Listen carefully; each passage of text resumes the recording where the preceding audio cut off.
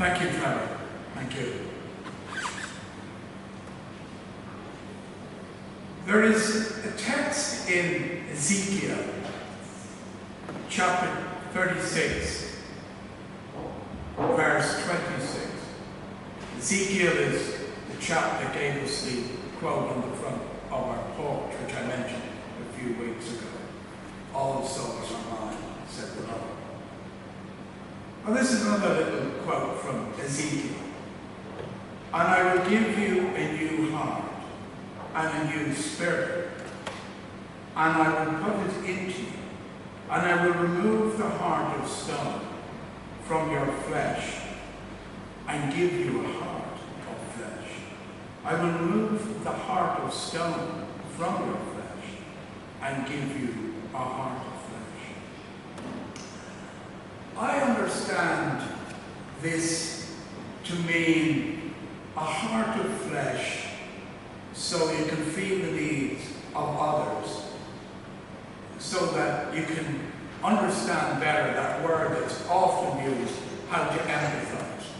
And I don't mean just empathize with those you agree with and those you love, but to empathize with those who actually think the opposite in the way you think.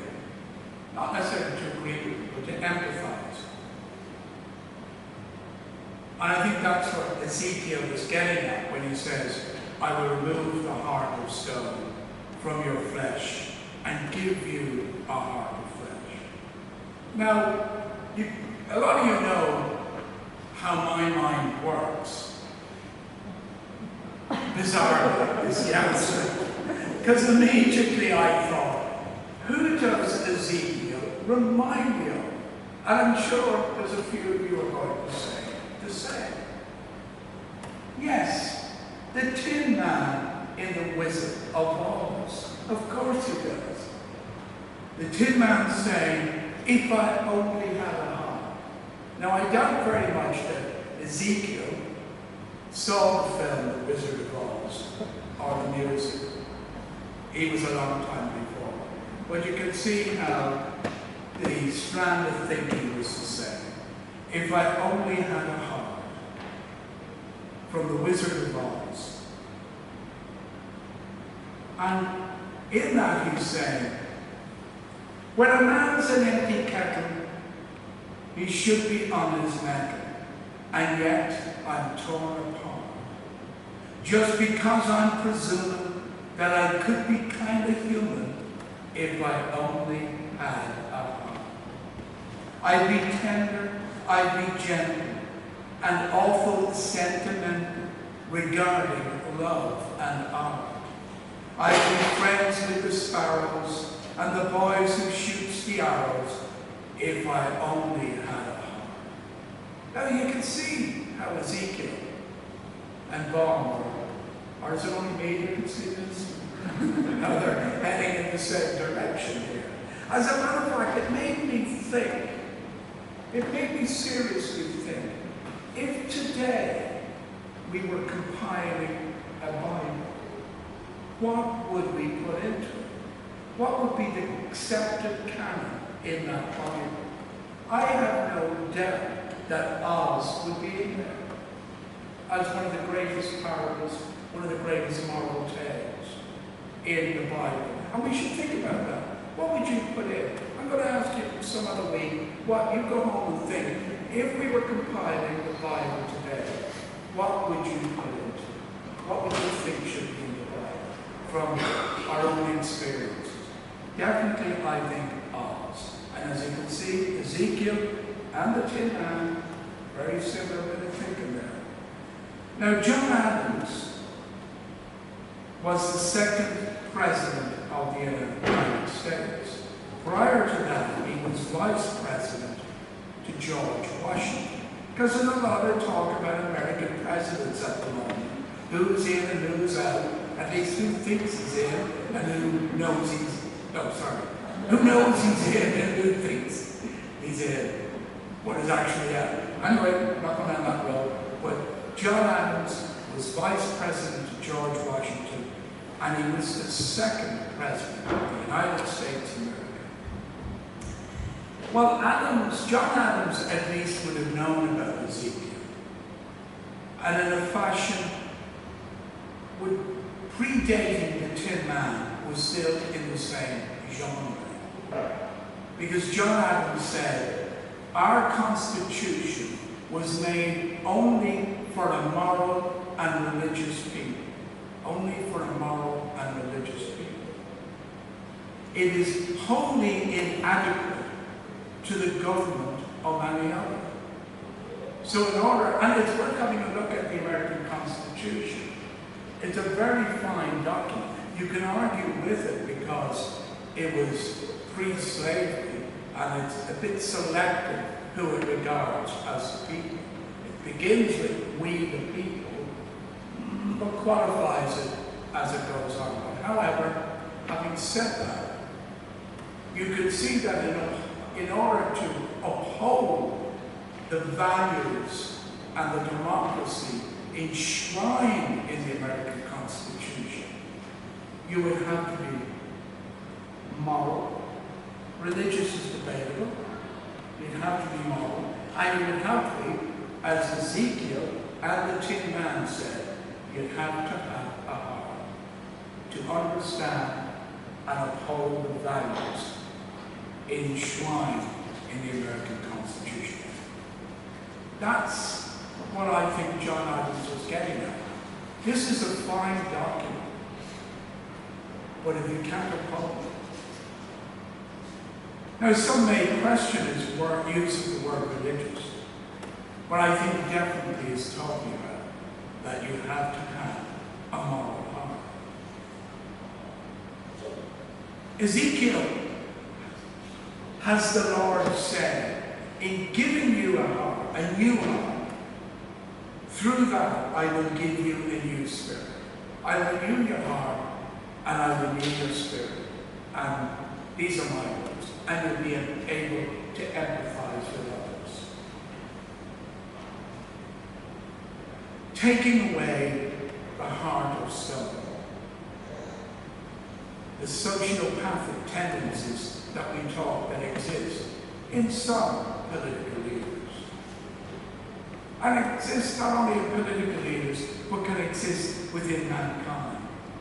But giving you the ability to understand empathy, a heart that understands empathy. L. Frank Baum, in his creation of the Tin Man in Oz, repeated a similar refrain in Ezekiel.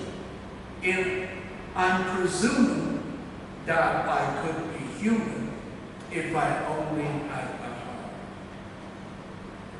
Now they both differ from John Adams because he presumes that in order to live up to the spirit of the American Constitution, you have to have a heart. And you have to be a moral people. You have to have a heart. And you have to understand that the Constitution values everybody and includes everybody. And that's the way it would have morphed into our experience today. It excludes nobody. And its values and its sense of fairness and its sense of democracy can only be operated by people with a heart. There is no point in making fine declarations of wondrous intent unless you have a good heart to carry them out. On this island, we have loads of very fine declarations of intent. We have in the Republic, everywhere you go, printed and up in every school, the 1916 Proclamation. Cherish all the children of the nation equally. Did it cherish all the children of the nation equally? It most certainly did not. When you think of the Magdalene laundries, when you think of the treatment of women, when you think of the thousands of women who had to flee to what we used to call in school, pagan England. You've got to pagan England. And they had to flee to pagan England to have their babies and live over there. That was not cherishing all the children of the nation equally. Why? Because the Tin Man said, if we only had a heart. And Ezekiel, get rid of our hearts of stone. Here we have the Ulster Covenant. What did it say? Can't really remember. But I know it equally aspired to great things. It was a bit exclusive, I know about that. But equally, it challenged, and yet did it live up to its words? No, it did. Did the people have a heart? Well, read Ezekiel and read the Tin Man. And that is the problem. Is that we make these fine declarations, and you read, and oh, look what they stand for. Oh, it's going to be a great country once they get into power. None of them are like the Tin Man or Ezekiel if they don't have a heart. Because you see, I believe the road to hell is paved with good intentions. How do I know that? Because I've made loads of good intentions in my life, loads of statements in my life that I never lived up to. So the road to hell is paved with good intentions.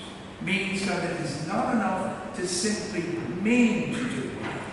One must take action as well. A good intention is meaningless unless it is followed by a good action. Good action. Ezekiel knew that. He knew the formula. He knew we had to take away our hearts of stone and have hearts of flesh. In a poetic way, he knew that we didn't really have hearts of stone. But we know it. It was poetry. Because to me, most of what's in Scripture is poetry. It's not prose, it's poetry. And this is what he's saying is in a poetic way. The Tin Man, which was entertaining, and yet had an incredible moral in the whole idea of the Wizard of Oz.